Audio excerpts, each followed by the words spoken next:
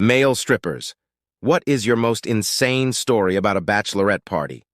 I got paid a buttload of money to live in a fantasy. I got a request for what I thought was a bachelorette party. She asked what my rates were, I told her, and she said this would not be a normal party but didn't want to go into further detail. I told her my rules and she said that was fine. There would be no intimacy, and so long as I would do what they asked, she'd pay me a solid $2,500. Of course, I was curious, but that's a load of cash, so I went with it. Figured if it was too dangerous, I'd just leave and I'd still have half because I required her to pay and a half up front since it was so much. I show up and it seems pretty standard. McMansion in the middle of a high-end suburb, a bunch of Mercedes, a few BMWs, an Aston Martin, a couple of Land Rovers, and a Gallardo parked outside. I ring the doorbell and am greeted by the planner who takes me to a room down the east wing. She points to a room exactly opposite and says, "When I'm ready to go in there, the interior of the house and my prepping room is normal. Lots of art, vases, a huge chandelier right when you walk in, and more." Before leaving, the planner asks me to strip to the nude to verify that the pictures I sent her are not photoshopped. I do as requested, and she said, "Yeah, you'll do nicely." They requested all black leather, common for gay men, not for white women. I've actually got something special in store. The skin-tight leather vest and pants I'm wearing are an older set I have that are in need of some conditioning. So instead, I made shallow cuts on the inside so that instead of slowly taking them off later, I can rip them off for this group. I work myself up, put on a PP ring, squeeze into my leather, and head across the hall. I notice that it's pretty cold as I approach the door, but figure it's just me. I open the door to the room, and I'm greeted by a black curtain. I close the door behind me and walk through the curtain. I am on a small stage, and it is effing cold. I notice fog on the floor, but see no fog machine. There are about 40 women in the room, all wearing heavy robes from head to toe. I realize that this place has to have a refrigerator unit or something. I walk along the stage and catwalk to a round center stage in the middle of the room with all of the women surrounding me in their high-back chairs. I notice that everything is black. Not black because it's dark, black because the walls and the ceiling are painted black. The flooring is blood red, as are all of the lights. I start to say, "Hello, everyone. Who is the star tonight?" When I am interrupted by music and a voice over the speakers that just says, "You may begin."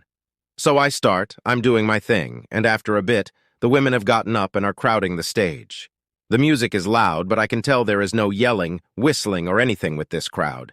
They are all just reaching for me on the stage, and I work my way around them as I caress, tug on their hair, and plant a little kiss on hands and cheeks now and then, just doing my thing. I start to see a few have begun to shed their robes. I see bare shoulders, the tops of breasts, then bare chests, and finally nudity. Every single one of them is nude in this cold, dark room. I see that some no longer reach for me on the stage, but now have their hands on other women or themselves. A little time goes by, then I see the planner, who was front and center for the entire performance so far, has walked away. Soon everyone has gathered around this large, round thing that looks like a mini-stage. The planner opens it, and it is filled with intimacy toys. Each woman reaches in, grabs one, and goes to one of two places. Some go back to their chairs. Others head to my stage and sit on the edge and begin to use the toys. I'm still doing my rounds, and wasn't allowed off the stage as they gently pushed me back to the center. They are touching me as I'm swinging in front of them. The planner has moved her chair to the right in front of the stage and has one foot propped up on it while another woman is eating her out. She tells me to stroke my genitals. I'm pumped. This is hot, so I do. Women moan and audibly orgasm. It's great. I am in conquer mode and could do them all at the drop of a hat. The planner gets up, walks over, and grabs my junk.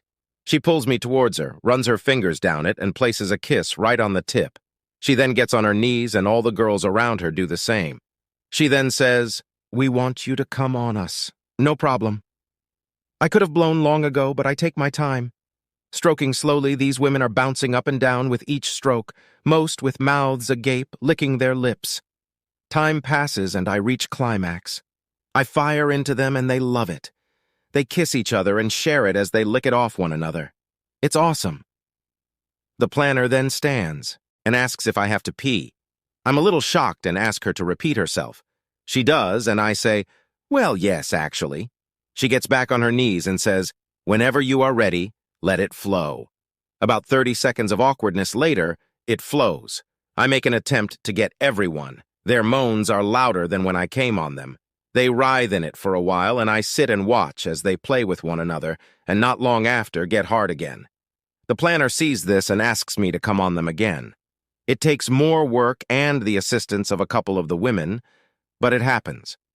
I finish and I'm exhausted, and the planner says I got to go get dressed now, all while she is still surrounded by women pleasuring each other and themselves. In my room is a full spread of food, wine, and another $3,000 in cash on a silver platter with a note that says, "Thank you. Please take anything you wish before you leave." I shower, eat the most delicious sandwich I've ever had, have a glass of freshly squeezed orange juice, and leave. As I walk out, the planner is in the hallway, robe half open, thanks me again, plants a hot kiss on my lips, and walks me out. I get an email a week later. The planner apologizes for deceiving me, saying it was a bachelorette party. It was apparently her and her friend's annual all-girl party.